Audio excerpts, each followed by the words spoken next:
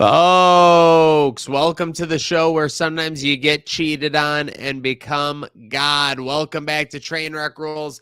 It is another season of Vanderpump Rules in the books. Last summer took the world, took the earth, took the media universe by storm, and now another season in the books. So let's get my compadre, the Tom to my Tom, in here.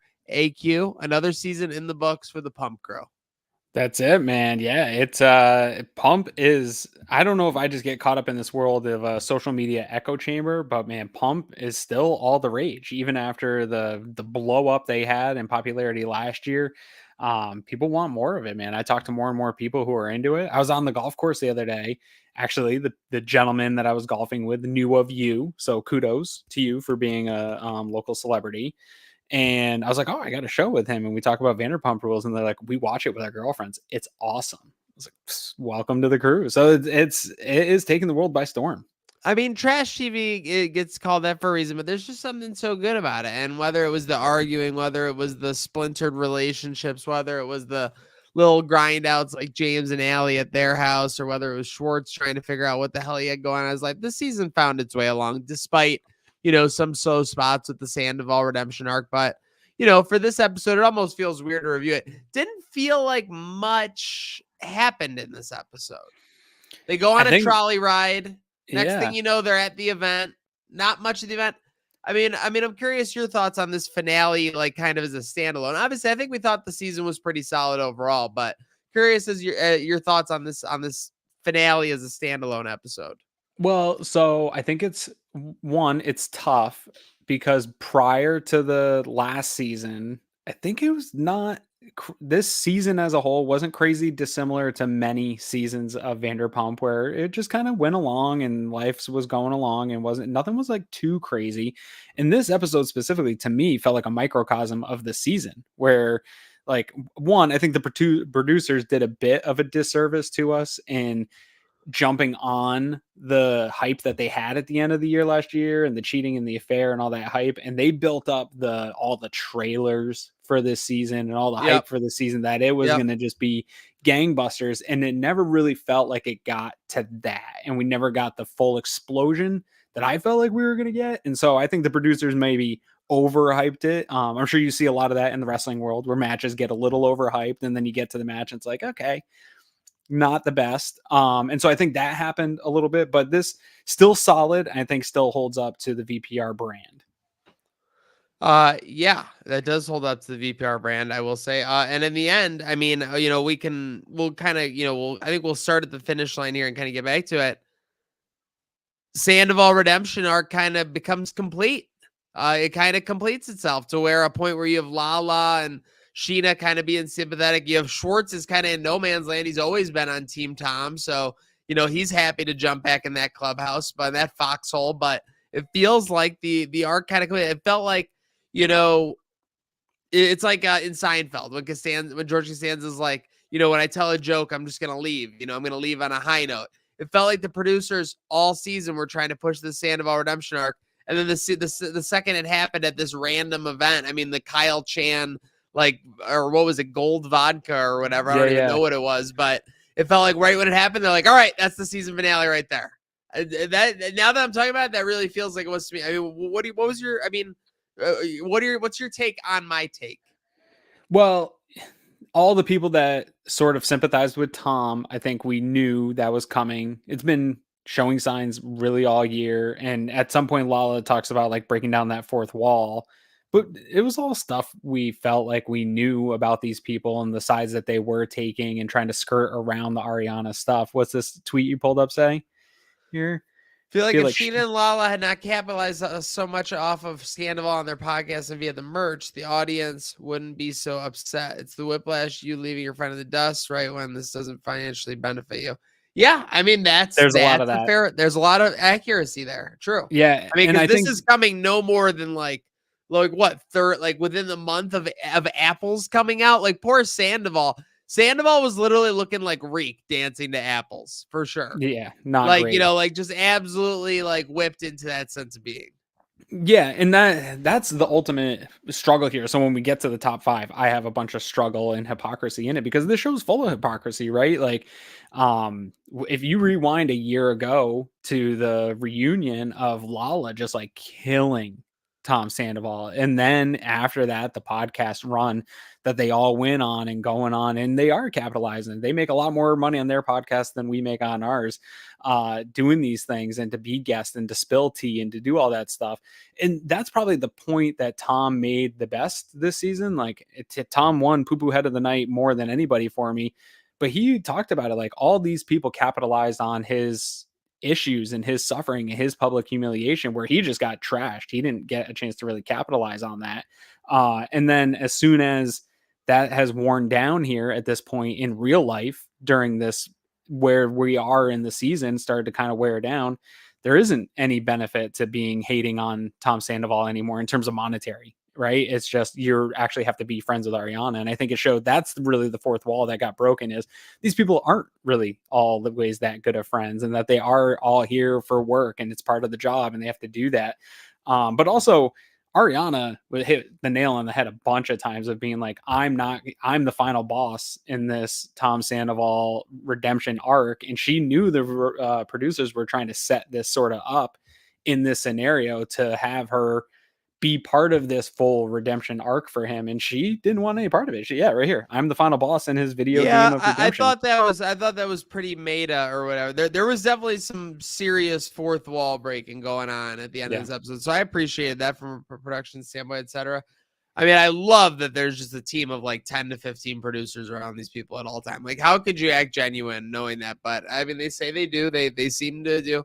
But yeah, besides that, I mean, this episode, obviously, you get some James Alley progression. You get, I mean, I don't even know, like where did Schwartz and Joe leave off? It doesn't feel like anything. I feel like I didn't learn anything there. No. Yeah, Katie no. and Schwartz are friends. Brock Katie and Sheena, okay, are doing okay. But yeah, that's they're it. doing fine. Yeah, and so those were some of the again, the producers I think did not a great job setting us up for this season, right? I thought the Tom, Katie, and the third girl thing was going to be a bigger storyline when we first got into the season because they really hyped that up. That just kind of was a blip on the radar. The Brock and Sheena thing felt like that was maybe going to like end poorly this season, but actually they seem as good as ever. And Brock's got her back as much as he ever has, and he's being a good husband and doing all the right stuff. So that didn't really come to fruition. Tom and Katie seem fine, but it didn't like grow at the end. She's kind of still yelling at him and giving him the ultimatums of like, look, you can't, don't bring Joe around. Like, and shout out to Joe for walking in. We said, Tom convinced her to walk into the lion's den, and she was just a fresh piece of meat. Kind of crazy for Katie to just rip apart, man. That's kind of crazy. But good on her for doing that. So that was, that got lost in here. And good on James for pulling Allie outside and explaining that he does prioritize Allie more than Hippie. I think that was a big one for him when he realized, like, man, that came off pretty poorly, that I prioritize my dog more than anything. Well, it was a bad look. It was bad. I mean, sometimes you get caught in your emotions, something acts crazy. No fault to James there. I think he's done enough this season to legitimize, everything Definitely. He has going on for sure. One end note, any other notes from you on the episode before I kind of go off on a tangent here? Well, I just want to hear what your thoughts on Sheena's performance were. Well, the performance was fucking horrible. That's not, Like and they're all playing singing along like they as actually like this song. I mean, Aaron, we've all done live stuff here, and I'm not Yeah. saying I've done live with 30 people filming on a camera phone right in front of me. All at me, I give credit to that or whatever, but like a crew of multiple people coming to set up for this event, produce this event, be like, and for it to just come off like a like a Karaoke. sloppy like old like milkshake of like items like it was like a really old like blizzard that's just Yeah. in the freezer or something. Like it just came off very oddly. So again, yeah, I mean, of course, like that was kind of the joke of like the season. Like you literally began with Sheena being like, I'm so glad I can get back into music, and like doing this like I say this with respect because you never know when someone can become a superstar. Maybe Sheena will just become a superstar like tomorrow with another hit single or something. But the music was directly correlative to Scandival. Correct. Like it was because of the date, it was because of the timing, it was because it was on the show. People were getting re-exposed to it. So I mean, go ahead. I will never stop anyone. Listen, Get that money. people can point out that I'm doing a fruitless effort sometimes. So I will never shoot down anybody. But that's just my opinion. So for her to frame it like I've really refound my love of music just because she's getting supported on it so much. Yeah, because checks Seems kind of disingenuous, of course. Yeah. Of course. Okay, so my tangent. The incident with Ariana and Scandival, where like he kind of chases her off at the event, was like in like the season preview. It was in everything, and it ended up being a big nothing burger. It was literally just him trying to approach her. She never said like it is against the law for you to approach me. It is against the law for you to. He never said any of that stuff. Then he just tries to approach her at this event, and she literally storms off like it's like the worst thing that's ever happened. And again, it wasn't that bad. And again, I know that she hates him. I get it. I saw the flashbacks. I saw all that, but like, I get why she hates him. You don't have to explain it. It's only 5 months after. Of course. But like that was the straw that broke the camel's back in that situation. Well, I took that as a couple things leading to it, right? Was the super awkward him introducing himself to Dan and the tension there. You could see tap her. on the tap on the side of the arm was fucking insane. The dude literally is outside of his brain.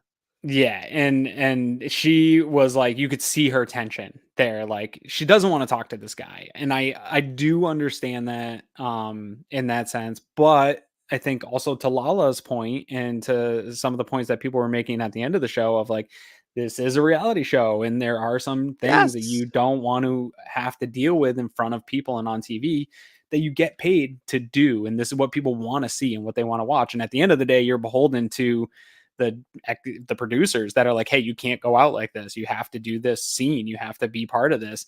It's reality in a sense, but you're still a paid actress of part of this group. So there's some of that, but it also, you got to remember the conversation that Sheena and Ariana were having right up at that point was whether Ariana's right or wrong about how she's dealing with her friends and the ultimatums. And the producers showed some of the hypocrisy of her saying, oh, I never said if you're friends with him, you can't be friends with me. And then it shows 6 examples of her being like, yeah, I'm going to cut everybody out. But Sheena bringing that up again to her and being like, oh, he's so sincere and all this stuff with the time. I'm sure the producers were nudging Tom at that time to like, hey, now get over there and let's finish this redemption arc. She wasn't wanting any part of it. It's hard for me to blame her and storming off. I don't know what the proper reaction is. The viewer in me wanted to see them have that out in the middle in front of everybody, and I think that's what everyone wanted to see. It did fall a little flat. It did seem a little diva-y. She should have addressed it, but yeah, it wasn't as big as they made it out to be. But also, again, to the producers and the way they filmed those trailers, the incidents, the conversations between Sheena and Tom weren't real spicy. Like going into the season, I thought that end conversation with them in that room at that table was like gonna be a thing, and it was just like, oh no, I'm still your friend no matter what. Yeah, to me, this season finale ended up being more of like a setup for the reunion more than anything. I think that's where the spice what's about to is happen coming for sure. Yeah, based on what we're seeing, based on the tea, based on the rumors we're seeing. So, looking forward to seeing that. But so with that said, we'll put a bookend on it. What we'll do is my thinking is we will do our ratings and everything for tonight, and then we will let all the reunions go and do one last episode after the Sounds last good. reunion where we'll total everything I'm up. So, interested to see who won the season with our power rankings. That's the thing I'm yes, probably of course, the most interested. VPPRs, of course. Yeah. With that said, this episode does fall a little flat for me overall on the episode score. So I'm going to give it a London Fletcher a 5.9. A Okay. 5.9 out of 10. So still above average, not like bad. You're still getting some. I mean, like the areas for improvement are just obvious. You could have more drama in the situation that was mainly advertised. And I mean, Dan just fell as flat as fucking possible. I mean, talk about What a boring as fuck. Jesus. dud. He is Dud. a Milk dud. dud. Milk dud. Yeah. Yeah. I was a little higher. I had it at a 7.2. Um, Mostly because Did like Applebee's get a sponsorship on the episode, by they the way? They must have, mentioned it like right? 4 times. Everybody's Yeah. sponsoring Vanderpump, dude. Every Yeah. commercial is a Vanderpump Yes. person commercial. So I'm assuming that there's a sponsorship in there too. But while it fell flat, and I agree, and I've been hard on the way they hyped it up, there was some intrigue to me of that it was breaking down the fourth wall a little bit of reality TV and showing some flashbacks into the previous seasons, some of the stuff that people have had to deal with on the show, and that her really avoiding that and that drama. And I do think that is what is going to present itself at the reunion. And I think those are the conversations that are going to be had. So kind of fishing it into the reunion. I'm also a big believer with all the Bravo television. I don't watch the Housewives stuff as much, but I catch some of it because my wife watches everything that Bravo puts out. But the reunions Yes. are still like, you have your season finale. The reunion is really the season finale, and that's where everything good happens when Yeah. Andy sits down with everybody and gets some truth out. You're so right. It's really more yeah, this was really, especially with the 3-part finales they do now, this was really the Yeah. end of the regular season. This Yes. this might as well have just been week 18. Like, what I mean? So for some, Correct. meaningless, of course, for sure. Makes a lot of sense. With that said, I am still giving my poo-poo head of the night as I kick it off here. By the way, you want to get something not poo-poo, go to the local Picasso's by you, anywhere in the burbs, multiple locations. Best pizza in Western New York. If you're ordering for delivery, get Picasso's Pizza at picassospizza.net. With that said, poo-poo head of the night. This is going to be a kind of a sleeper. I'm giving it to the producers. I was not a fan of the way that last segment went down. I felt like I was misled a little bit this season. And yeah, I think they kind of forced the Scandival redemption arc. And yeah, they got what they wanted, but they forced it. They forced it at the end of the day to me. That's a good one. And that's thinking outside the box. And I really like that. I still kind of went with Tom Sandoval here. I think that he still looks the worst. And at the end, when they put in that little like, oh, this worked out for me. And that's what that was unbelievable that they put that in. Yeah, that's what everyone wanted on the show. And that it shows, I think Ariana really did also hit the nail on the head in this episode in her interview, where she was like, he could have, if he was sincere in ever wanting to actually have an apology, there was so many ways in that type of situation. Like I've had to have really sincere apologies to people before, and it would be something where you like do leave a note, or you got to eat shit. Yes, and for him to only want to do it when the shit on cameras, the show, really. yeah, only when the cameras are on. And even in that moment, like he was kind of snapping back at Sheena again until she's about to start crying, and then he's like, ready. He was ready to go after again. He was like, he was yelling at everyone. He was trying to overwhelm her with all the facts, and she's like, "Tom, shut the fuck up! Like I'm already on your side." And throwing Ariana under the bus again, just be like, she hates all of you people, like all this stuff, and he just lost his brain. Yeah, that was kind of crazy. That was a crazy move for sure, and also it might have had a kernel of truth, truthfully. Oh, 100%. But so does he. That's the thing about all this. Like those conversations. That's how he knows, because he was talking with her no more than a year ago about that shit. So 100%. Yeah. So, I thought that he still comes off as the poo-poo head, just because, I've been hard on Ariana, but he did a terrible thing, and she's right, and it's still soon, and he's trying to create this redemption arc, and the producers are too, but she ain't ready for it. She ain't ready for it.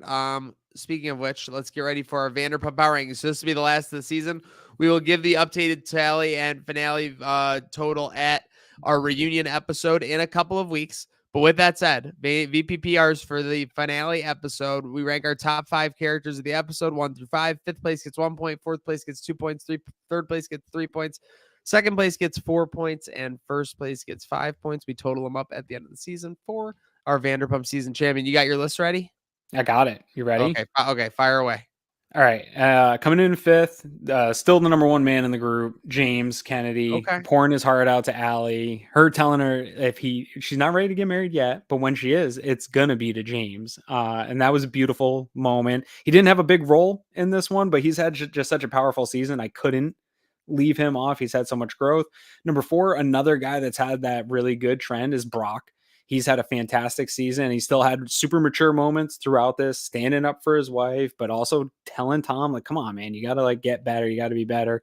Being Switzerland. He talked about it. He's been Being Switzerland this whole Switzerland. time. I love that. Number three, Schwartz. Yep. Even though he brought Joe into the Lions, then I felt like it came from a good place. I think he does care about her and wanted to see her try to broach that. And he was still doing the funny stuff. And he tried to stick up for Tom and gets put back in his place. It was classic Schwartz being Schwartz. And the top two here for me, I felt a little bit hypocritical listing both of them because it's a little yin and yang here. But I had number two, I had Ariana. Even though she took off and didn't give us what we wanted, I found myself nodding my head in agreement with her in most of all her interview segments. Like, yeah, she's right. Like, this is all a setup to get him a redemption. She's not down with it. She lost a little bit of points. I wanted to give her number one, but Dan is such a dud that I had to bring it back a little bit. He's a wet towel, man. And number one, I'm going with Lala. I think Lala has had an interesting season. She's shown some growth, and she's sick of everybody's shit. Like She steered the ship there at the end for the shirt. They were ready. She sat back kind of all season, and then when they were ready for an uprising, she kind of led the way against Ariana there. Or as far as I'm concerned, yeah. And we are going to see more of that in the reunion. Oh yeah, that's what it sounds like. Okay, so we did have a couple similars, but I also strayed away from me on a couple of them. So number 5 for me, Allie. She survived the season. She dominated the situation with James, and she also just told James that when she wants to get married, she'll marry him, and James is all excited. So she's just basically got James on a leash. And I say that with respect, but that's a powerful move. That's all I'll say. So more kudos. She's got the number one guy in the group. That's what I'm saying. She's got the number one guy in the group on her finger. So that said, she gets the 5 spot. 4, surprise, Joe survived this episode kind of like, went into the Lions Den, like you said, may have gotten chewed up a little bit, but that's kind of like Vanderpump christening, is it not? To get yelled at multiple times in multiple parties. That not happen to Sheena? Girls. That not happen to Lala? Yes. So with that said, the horizon's looking good for Joe. 3, our guy Brock, good season, good mature season for him, good episode again, kind of just being, that guy. So, wore the gold to rep his girl. So kudos to him. Also was kind of brokering the in-between of Sandoval there. Regardless of the redemption arc, I still appreciate that. Yeah. 2, Schwartz stayed out of all the drama completely and just literally like the second Katie flared up, he's like, okay, I got you. Stayed out of it entirely. So Schwartz was kind of scoring points in that way by staying out of it. And number 1, you don't even have to be in the episode sometimes to be number 1. When you can profit this much from a season and just keep printing money, doing your own thing over in some other network, Lisa Vanderpump at number 1, just to make her close to James in my final tally. No show for James in my final top 5 and top for Lisa, which is not even in the episode, which speaks to Lisa Vanderpump. Thank you for following along with us. Seriously, the power of the real queen. So like we said, we will be back in 3 weeks for our final episode. Thank you for following along on this 15 episodes. Look at us. Thank you. Look at us. Who would have thought it? Thank you for following along on the show, where you can always listen with your husband or your mistress. Thank you very much and have a good night.